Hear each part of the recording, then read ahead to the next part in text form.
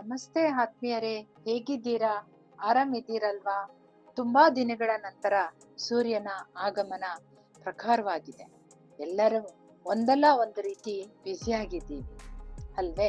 ಏನೇ ಇರ್ಲಿ, ಮತ್ತೊಮ್ಮೆ ನಮ್ಮನ್ನೆಲ್ಲ ಭೇಟಿ ಆಗ್ತಿರೋದು ಖುಷಿ ಕೊಟ್ಟಿದೆ. ಫ್ರೆಂಡ್ಸ್, ಯಾರಾದ್ರೂ ನಮ್ಮನ್ನು ಆಂಟಿ ಅಂದ್ರೆ ಸ್ವಲ್ಪ ಬೇಸರ ಆಗುತ್ತೆ ಅಲ್ವಾ?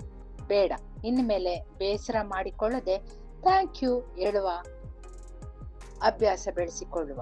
ಕಾರಣ ಹೀಗಿದೆ ನೋಡಿ ಸ್ನೇಹಿತರೆ. ಆಂಟಿ, AUNTY, ಆಂಟಿ ಅಂದರೆ ಎ ಅಂದರೆ ಅಮೇಜಿಂಗ್, ಯು ಅಂದರೆ ಯೂನಿಕ್, ಎನ್ ಅಂದರೆ ನೋಬಲ್, ಟಿ ಟ್ಯಾಲೆಂಟೆಡ್ ಅಥವಾ ಟ್ರಸ್ಟ್ಫುಲ್, ವೈ ಯೂತ್ಫುಲ್ ಅಂತ.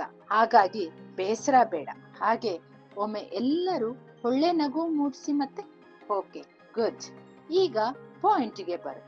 ಸ್ನೇಹಿತರೆ, ಜೀವನದಲ್ಲಿ ಎಂಥ ಸಂದರ್ಭಗಳಲ್ಲೂ ನಾವು ನಾವಾಗಿರುವ, ನಾವು ನಮ್ಮ ಕೆಪಾಸಿಟಿ ಏನೆಂದು ನಮಗೆ ತಿಳಿದಿದೆ ಅಲ್ವಾ?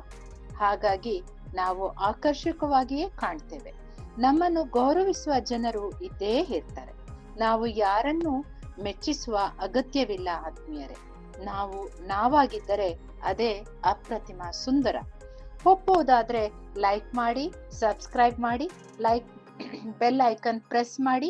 ಆಗ ನಾನು ಇನ್ನೂ ಕೆಲವು ವಿಷಯಗಳನ್ನು ಹಂಚಿಕೊಳ್ಳಲು ಉತ್ಸುಕಳಾಗುವೆ. ಫ್ರೆಂಡ್ಸ್, ನೀವು ಎಷ್ಟು ವೇಗವಾಗಿ ಬದುಕಿನಲ್ಲಿ ಮೇಲೆ ಬರುತ್ತೀರಿ ಎಂಬುದರ ಮೇಲೆ ನಿಮ್ಮ ಬಲವನ್ನ ಅಳೆಯಲಾಗೋದಿಲ್ಲ.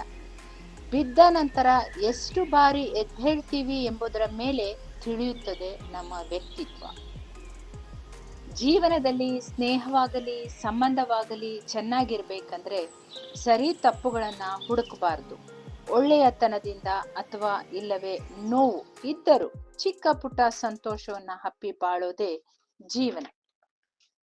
ಸಾಕಷ್ಟು ಸವಾಲುಗಳನ್ನ ಒಂಟಿಯಾಗಿ ಎದುರಿಸಿದ ನಂತರವೇ ಸಂಬಂಧಗಳ ಮೇಲೆ ನಂಬಿಕೆ ಕಳೆದುಕೊಳ್ಳೋದು ಸಹಜವೇ ಅಲ್ವಾ ಸ್ನೇಹಿತರೆ? ನನ್ನೊಬ್ಬ ಆತ್ಮೀಯ ಪರಿಚಯಸ್ಥರು ಹೇಳಿದ್ರು, ನಮ್ಮ ಯೋಜನೆಗಳು ವಾಸ್ತವಕ್ಕೆ ತೆರೆದುಕೊಳ್ಳುವಂತಿರಬೇಕು. ಅತಿಯಾದ ನಿರೀಕ್ಷೆ ನಿರಾಸೆಯ ಮೊತ್ತವನ್ನ ಹೆಚ್ಚಿಸುತ್ತೆ. ಆದರೂ ಹಠದಿಂದ ಸಾಧಿಸಬೇಕು ಅಥವಾ ಸಾಧನೆ ಮಾಡಬೇಕು ಎನ್ನುವುದು ವ್ಯಕ್ತಿಗತ ಗುಣ. ಆದರೂ ಸರಳತೆಯಿಂದ ಇದ್ದು ಒಳ್ಳೆಯದನ್ನ ಮಾಡುತ್ತಾ ಹೋದರೆ ಅದೇ ಒಂದು ದೊಡ್ಡ ಸಾಧನೆ. ಅವಶ್ಯಕತೆಗಳನ್ನ ಅರ್ತು ಸಾಧ್ಯವಿದ್ದಷ್ಟು ಪ್ರಾಮಾಣಿಕವಾಗಿ ಮಾಡಿದ್ರೆ ಅಸಾಧ್ಯವೆಂದುಕೊಂಡಂತ ಕಾರ್ಯವು, ಆ ಕೆಲಸವು ನಮಗರಿವಿಲ್ಲದೆಯೇ ಮುಗ್ದಿರುತ್ತದೆ ಎಂಬುದಾಗಿ. ಎಷ್ಟು ಅರ್ಥಪೂರ್ಣವಲ್ವೇ ಸ್ನೇಹಿತರೆ?